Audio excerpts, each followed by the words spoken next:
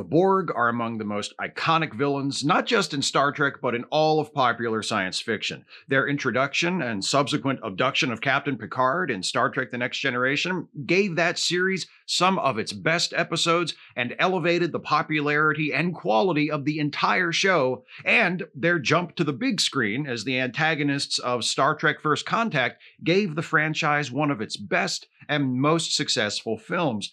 But at this point, the Borg are mostly living off their reputation, a reputation based on their hits rather than their misses, and there have been quite a few misses. The thing is, when something starts out as great as the Borg did, and then the quality takes a nosedive, once enough time passes, people tend to remember the good and shove the bad in a drawer somewhere and forget about it. Babe Ruth's final season with the Boston Braves was a sad ending to a storied career, but he's still remembered as one of the all-time greats of baseball because of his glory years with the Red Sox and the Yankees. Al Pacino will always be remembered as one of the greatest actors of his generation, no matter how much schlock he's a part of in the twilight of his career, because no amount of Jack and Jill's or Giglis will erase The Godfather, or Dog Day Afternoon, or Serpico, or any of the other brilliant films he's been in. One of my favorite TV shows ever, All in the Family, kind of falls off a cliff creatively after Mike and Gloria leave, and then it transitions into Archie Bunker's Place, which is, fine, but nothing to write home about. But that has not harmed its legacy one bit, and it's still regarded as a classic because after all these years, when people think of it, they think of the good stuff. So it is with the Borg. I've made no secret of my opinion that the Borg were ultimately done in by the creators of Star Trek Voyager, who imported them from TNG and eventually wrung out every last remaining drop of menace and mystery. Then, long after the Borg had seemingly been dead and buried, the creators of Star Trek Picard decided to dig them up and spend the final episodes of Season 3 violating the corpse. But in between their appearances in Voyager and Picard, there's another Borg episode. A really good Borg episode, in fact. An episode made all the more remarkable by the fact that it was produced as part of a series that was defined by how mostly unremarkable it was. It's such a good episode that it compels me to ask the titular question of this video, which is, did Star Trek Enterprise actually have the best Borg episode? When I make these Star Trek videos, I try to approach the subject not as a fan, though I definitely am a fan, but as a critic. Part of being a good critic, the main part of being a good critic, I would argue, is being able to intelligently and engagingly articulate your thoughts and feelings about whatever it is you're critiquing. And this goes for professional critics and for self-appointed ones like me. Learning to express your opinions in a way that will hopefully be of interest and maybe even of some use to other people requires you to examine not only the thing you're reviewing, but also your reaction to it. Why do I feel the way I feel about this? What is it that this artist or these artists have done to evoke this reaction? When you do that long enough, you start to notice patterns, things you tend to like or not like. And if those patterns become predictable, you might start to think of them as rules. And then you can use those rules to sort of rough out the boundaries and angles of your particular taste. The important thing to remember about those rules is that they're descriptive, not prescriptive. So if I were to tell you that as a rule I don't like fan service, the not liking fan service came first, not the rule. I don't dislike fan service because I have a rule.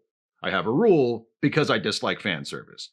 Though, I guess it doesn't really matter for our purposes here, because whether you take them as descriptive or prescriptive, rules are made to be broken, and my I don't like fan service rule is soundly broken by the episode of Enterprise we're talking about. Let me tell you how, and see what other rules of mine get broken, or at least bent precariously to the point of snapping by this episode, which is from late in Enterprise's second season, and is titled Regeneration. We open on Earth in the Arctic as a group of scientists arrive at the snow-covered crash site of something. They don't really know what, but they do find a couple of frozen dead guys, including this one who is literally an icicle. Okay, not literally an icicle. More of an icicle than the other one, who they find with his feet just kind of sticking out of the snow. Hey, didn't any of these scientists ever watch The Thing? If they had, they'd know better than to be messing around with spooky shit they found trapped in the ice. See? Cinematic literacy is good for more than giving people with no actual accomplishments something to be snobby about. It can save lives. Anyway, these poor, clueless researchers take the frozen corpses into their lab and start checking them out. One of them is like, dig this robot arm I hacked off of one of them. It's the most advanced prosthesis I've ever seen. Its circuitry was fully integrated into his nervous system, way more impressive than that Neuralink shit Elon Musk was using to kill monkeys like 130 years ago. Another researcher has been running tests on some of the debris they recovered from the crash site, and she's like, hey boss, look at this. I've run every test I can think of, and I still have no idea what material this is. I did find some traces of carbon, though. The boss is like, could you date them? Yes, she says, this debris has been here for around 100 years. Interesting. Could you date me? Lucky for her, everyone's distracted by the mechanical arm whirring to life for a few seconds. We cut to a bit later so we can watch the scientists up their game from tempting fate to throwing fate on the bed, climbing on top and grinding on it. The one guy says to his boss, hey, I discovered that there's nanotechnology in this arm, and these tiny little machines are rapidly multiplying and also repairing all the damage to this thing. Maybe we should shove these corpses into cold storage until we can examine them under more controlled conditions. But the boss, who has not only apparently never seen The Thing, but has never seen any horror movie ever, says, no, leave them alone. Let the regeneration process continue. Maybe they'll wake up and then we'll have new friends. Anyway, eventually the corpses wake up and attack the scientists. They're not friendly after all. What is the world coming to when you can't even trust cybernetic aliens awakened from a century of sleep beneath the Arctic wastes? We cut to Admiral Forrest getting an urgent message about something bad happening to that research team, and then we cut to Enterprise. It seems the transport ship used by the Arctic research team has been stolen, retrofitted somehow to travel at high warp speeds, and is currently speeding away from Earth on a course for somewhere, with the entire research team plus those 2 reanimated ice aliens aboard. The transport has flown so far, so fast, that Enterprise now has the best shot of catching it and rescuing the research team. So Archer orders Travis to set an intercept course. While they're waiting to catch up to the transport, Malcolm calls Dr. Phlox for a consult regarding a photo of the cybernetic arm of one of the ice aliens, which he's been studying. It looks like a weapon, Malcolm says, and if I figure out how powerful it is, I can design defenses against it, which will give me something to do in this episode. My only question is, what kind of weirdos would replace their body parts with robot parts? Phlox says, I'm surprised at you, Lieutenant Reed. As our tactical officer and chief of security, you of all people should appreciate the value of technology. If some of your biological parts were damaged and I could replace them with synthetic components to save your life, would you rather be half man, half machine, all cop, or all man and all dead? Before Malcolm can spend too long pondering the doctor's point, Enterprise receives a distress call from a Tarkalian ship that is being attacked by the hijacked transport. Enterprise arrives in time to chase the transport off, but Archer decides to stay behind to rescue 2 Tarkalians who are still alive. When the Tarkalians get to sickbay, Phlox discovers that they've been infected by some kind of nanoprobes. The probes are rapidly modifying their bodies, presumably in the same way the bodies of the Arctic researchers were modified by the ice aliens. Archer says, okay, well, I'll post a guard here just in case, and you keep trying to help those infected Tarkalians, and be sure to stand close to them and turn your back on them a lot. A little later, T'Pol drops in on Archer in his cabin, and he says, hey, check out this old speech Zephram Cochrane, the inventor of warp drive, gave like 90 years ago. It was a commencement address at Princeton, but halfway through, he wandered off topic and started ranting about how during his first warp test flight, he was attacked by a gang of cybernetic aliens who were ultimately defeated by a group of heroic humans from the future. Those cybernetic aliens sound a lot like the guys who attacked the Arctic researchers and stole that transport, huh? Wasn't Cochrane a notoriously sloppy drunk, though? Well, yeah, and he was definitely drunk when he gave this speech. Why else would he just up and start talking about cybernetic time travelers during a commencement address at a preeminent institution of higher education? But just because he was shit-faced doesn't mean he wasn't telling the truth. On Earth, we have a saying, what sobriety conceals, drunkenness reveals. That's great. In sickbay, the Tarkalians wake up and attack Phlox. One of them infects Phlox with the nanoprobes, and then they both escape up a ladder and through a maintenance hatch. Malcolm and a security team chase down the Tarkalians, and after Malcolm shoots one and realizes his gun is useless against her, the security team falls back, and Archer reluctantly blows a hatch in that section of the ship, blasting the Tarkalians out into space, but not before they've been able to modify some of Enterprise's onboard systems. Trip starts trying to undo their modifications. T'Pol has found the stolen transport on sensors, so they're flying to catch up with it again.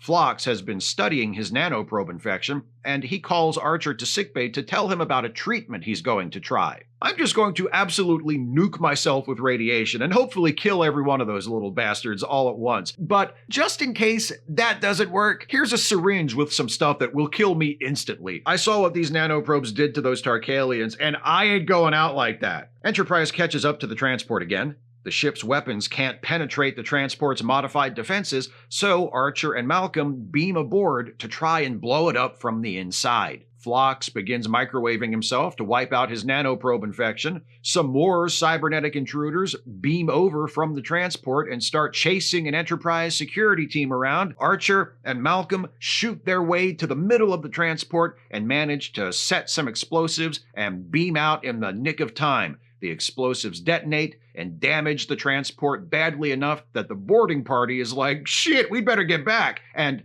they beam away. Archer and Malcolm get back to the bridge of Enterprise, and Malcolm's like, that ship is somehow already repairing the damage we just did. They're charging their weapons. Archer's like, shoot it, kill it, and Enterprise unloads on the transport and destroys it. Phew! Later, Archer and T'Pol check up on Phlox, who is recovering in sickbay. He tells Archer he'll be fine, but while he was infected with the nanoprobes, he heard voices in his head, the voices of the other cybernetic beings, and he wrote down some numbers he heard them repeating. Archer has the computer analyze the numbers, and at the end of the episode, he says to T'Pol, those numbers were interstellar driving directions to Earth. They were transmitting them to somewhere deep in the Delta Quadrant. T'Pol says, well, on the bright side, it'll take that message like 200 years to reach the Delta Quadrant, so I think we're good. And Archer says, yes, but what about the next generation?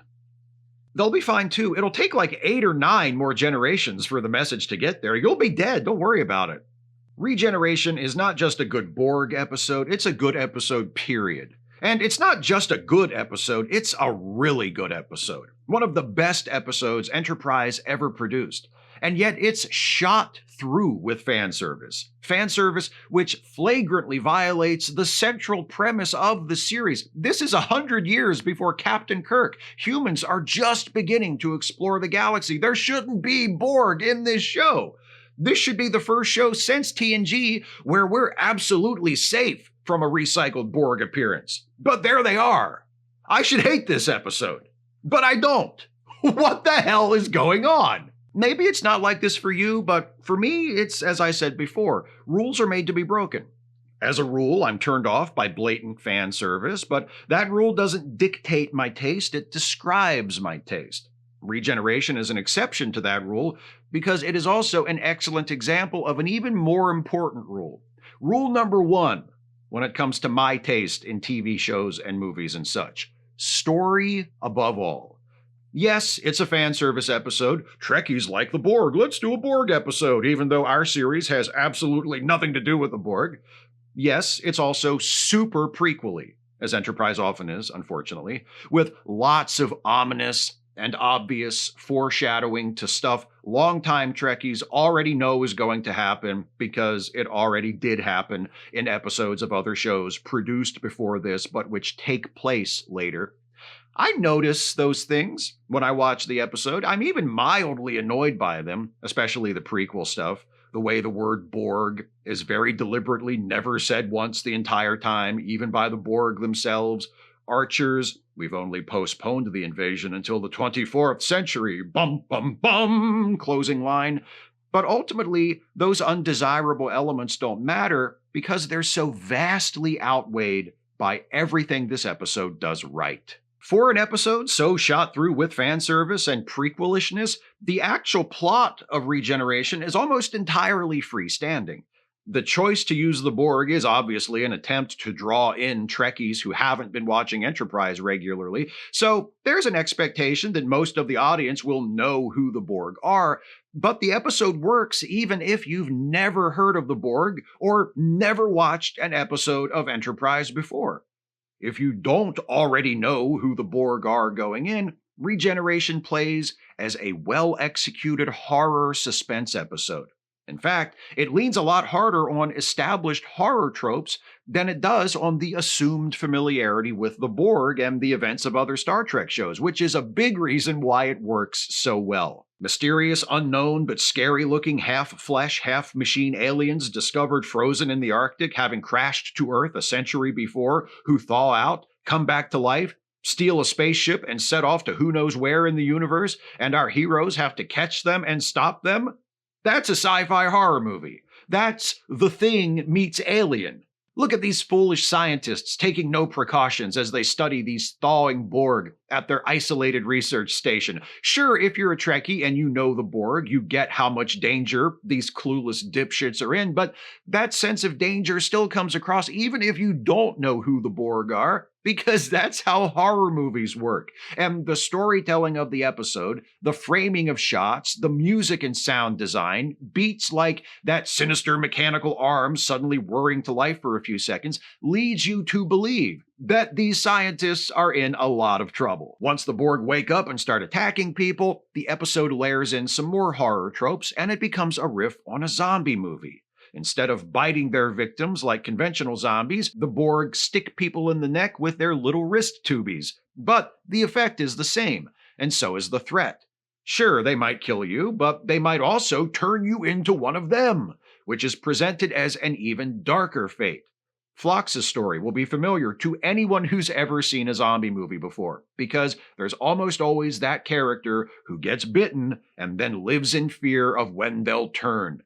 Even Phlox's handing Archer a lethal dose of poison with instructions to kill him immediately if his radiation treatment doesn't work is a beat straight out of a zombie movie. As the episode goes on, the threat continues to multiply, the stolen ship they're chasing grows faster and more powerful, any hope of rescuing those who were taken from the Arctic station is lost, and when Enterprise finally destroys the ship at the end of the episode, it feels like if they hadn't done it then, they never would have been able to. The enemy was just growing too strong, too rapidly. Everything you need to understand the episode and be engaged and entertained by the episode is in the episode. Obviously, a certain familiarity with the Star Trek of it all is assumed, and if you already know who the Borg are and come in with expectations based on that, you'll get something different out of it than someone coming in with a blank slate. But the plot, the character beats, the themes all make sense and mean something within the boundaries of this episode. The creators of Regeneration, especially Mike Sussman and Phyllis Strong, who wrote it, and David Livingston, who directed it, did the work and made an episode that includes a lot of fan servicey and prequel-y elements, but doesn't depend on them, and tells a story that has value and appeal in and of itself apart from those elements. But what about the fan service in which this episode indulges? I mostly appreciate the parts of the episode that work without it, but I also have to admit that the fan service is about as well done as this sort of thing can be. The presence of the Borg in a series where they have absolutely no business being is justified in a way that makes sense in this episode and in the broader context of the Star Trek franchise, and which doesn't require a ton of explanation. Why are there Borg in the mid-22nd century when every Trekkie worth their shape-shifting vampire-attracting salt knows Starfleet doesn't encounter the Borg until the 24th century? Oh, well, these Borg were on the sphere that traveled back in time to the 21st century at the beginning of Star Trek First Contact. That sphere was destroyed, and obviously its remnants crashed in the Arctic, where they remained undiscovered for another century or so, and there you go. Okay then. The episode itself doesn't provide explicit exposition in that level of detail, but there are more than enough hints to allow any Trekkie curious or furious about how the hell the Borg are in an episode of Enterprise to put it together. There are two other Borg-related questions that Trekkies might have going into the episode, and Regeneration handles both of those extremely well also. The first is, how can Captain Archer and his 22nd century crew defeat Borg with technology from 200 years in the future? The answer to that one is basically timing. Archer and company aren't facing off against the Borg at the Borg's, best. There's only a relative handful of Borg. Most of them are recently assimilated. The ship they're on isn't a Borg ship. It's a short-range transport the Borg stole and have been upgrading on the fly. And the goal of these Borg isn't to conquer the Federation, but seemingly just to get back to Borg territory and gather reinforcements. Yes, the deck is stacked overwhelmingly in favor of our heroes, but at least that has the effect of making the Enterprise crew's ultimate victory seem plausible without weakening the Borg, a trick the creators of Star Trek Voyager never pulled off as well and eventually gave up even attempting. Speaking of Voyager, the other question Trekkies might have before watching Regeneration is, after their run on Voyager so thoroughly drained them of everything that originally made them such compelling villains, why should we give a shit about another Borg episode? Regeneration answers that question by doing for the Borg what many of us hoped Enterprise would do for Star Trek as a whole, going back to the basics.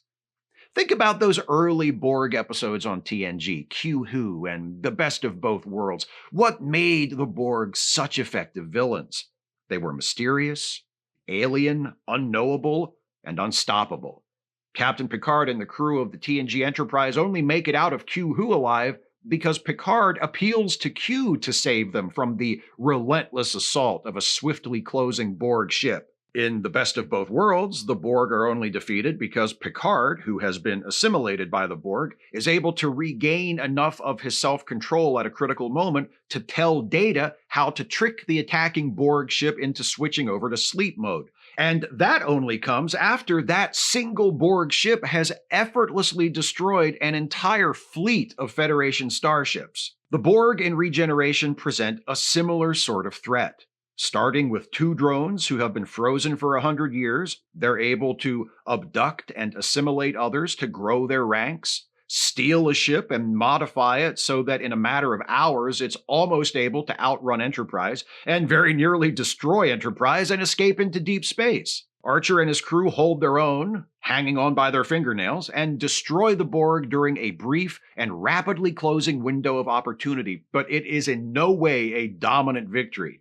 In pro wrestling parlance, the heroes were able to just slip over. When the Borg ship has been destroyed and the threat is over, there's a palpable sense of relief. Holy shit, that was close realization that seems to hit the crew like the unwelcome yet invigorating spray of a cold shower. In other words, Regeneration manages the almost impossible feat of making the Borg feel genuinely threatening again. The creators of the episode accomplished this by doing something else that I wish Enterprise would have done more often, turning the show's status as a prequel into a storytelling advantage. It's easy to regard prequels as a categorically bad form of entertainment because so many prequels have been terrible, including most of the ones that popularized the form in the first place. The Star Wars prequel trilogy, Dirty Dancing, Havana Nights, and all those movies with beginning in the title. Exorcist, The Beginning. Texas Chainsaw Massacre, The Beginning. Casper, A Spirited Beginning, which, oddly enough, is not the movie where we learn that Casper the Friendly Ghost is the spirit of a dead 12-year-old child who succumbed to pneumonia and chose to remain in this world as a ghost so as not to abandon his grieving father. Isn't that good information to know about that fun 1940s cartoon character, kids? Aren't you glad you know that he was a child who died of a disease and broke his father's heart? Anyway, there have been lots of really bad prequels, but that doesn't mean the prequel is an inherently bad kind of story. There have also been some really excellent prequels. produced over the years. It all comes down to execution. Unfortunately, most of the time, the creators of Enterprise used its prequel status as an excuse to make a bunch of references to other Star Trek shows and to give extremely superficial makeovers to familiar story components in an attempt to trick the audience into believing the show was fresher than it actually was. Look, this show isn't set as far into the future as the other Star Trek shows. They've got a grappling hook instead of a tractor beam. They've got hull plating instead of shields. They've got phase pistols instead of phasers. And instead of a transporter, they've got a transporter that they don't use as much. Regeneration is one of the few examples from the series where the fact that the action takes place in an era of less advanced technology, when humanity has not explored nearly as much of the galaxy, actually plays a meaningful role in the story. When Enterprise interrupts the Borg ship's attack on the Tarkalian freighter, instead of using the transporter to beam the survivors aboard, Archer has to send a shuttle pod over to the freighter to rescue them, which allows the Borg ship to escape and continue to repair and upgrade itself. When the Tarkalians, who have been assimilated, install Borg technology in Enterprise's systems, Trip has to spend most of the rest of the episode trying to remove it. He can't do what Geordi LaForge or B'Elanna Torres would probably do and push a few buttons on a touchpad console and announce that those circuits had been isolated or whatever the fuck. The less advanced technology and lack of knowledge of the Enterprise crew combines with the diminished capacity of the Borg to make the conflict between them a somewhat even match, though the Borg always have enough of an advantage to maintain a sense of peril for our heroes. The creators of Regeneration take the setting, the time period, how unprepared the crew is to confront a threat like the Borg, all of the things that make Enterprise different, and use them to guide the story and craft not just a good episode, but an episode you could only do on this show. Granted, the episode isn't perfect, and there are times when it unfortunately falls into the rhythm of a more generic Borg episode. Is it just me, or does it take the Borg on the stolen transport a conveniently long time to adapt to the modified weapons Archer and Reed bring with them when they beam over to plant those bombs? But for an Enterprise episode, it's well above average, and for a post-Voyager Borg episode, it's kind of miraculous how good it is. That's not the question at hand, though, is it? The video's not called, "Did Star Trek Enterprise actually have a good Borg episode?" I could have called it that.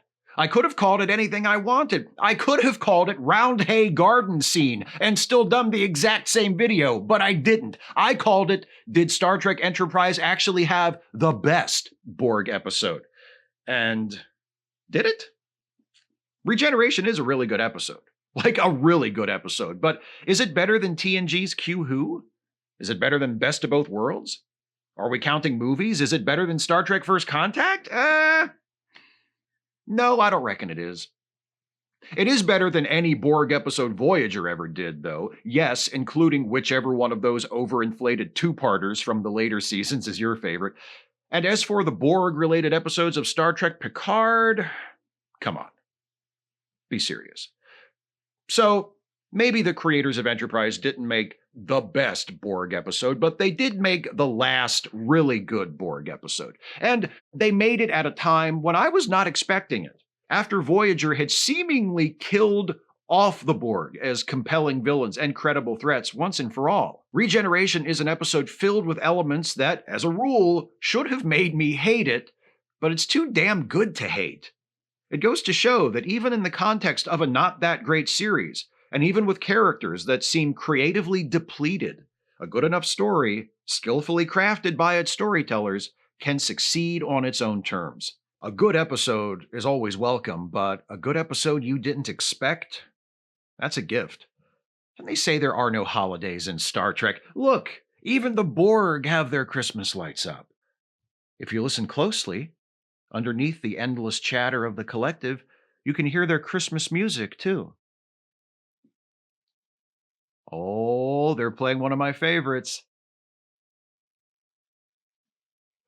We are the Borg, resisting us is futile. futile. From this point on, you'll be made to service us.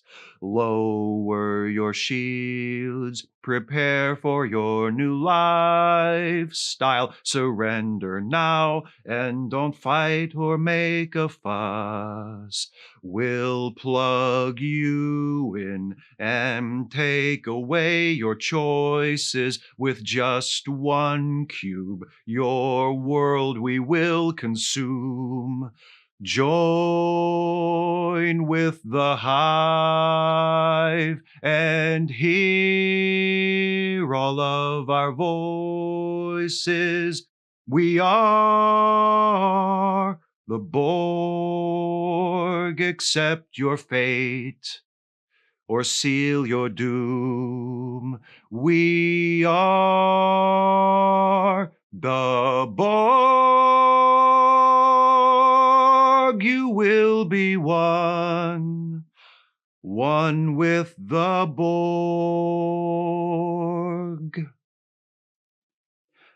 To you and your collective, have a happy holiday. You should hear their version of Santa Claus is Coming to Town. It's adorable and fucking terrifying.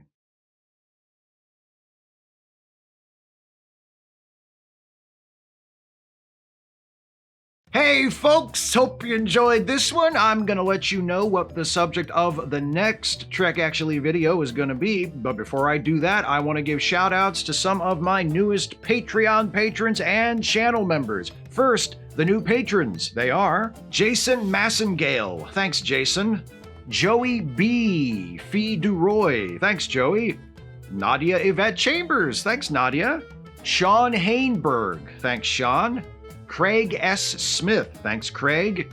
Sam, thanks Sam. Bob Vesely, thanks Bob. Felix, thanks Felix. JDC, thanks JDC. Rob, thanks Rob. Alex Parkinson, thanks Alex. Jason Bertram, thanks Jason. Sue Whitaker, thanks Sue. Samuel Bacon, thanks Samuel. Wolfie Basach, thanks Wolfie.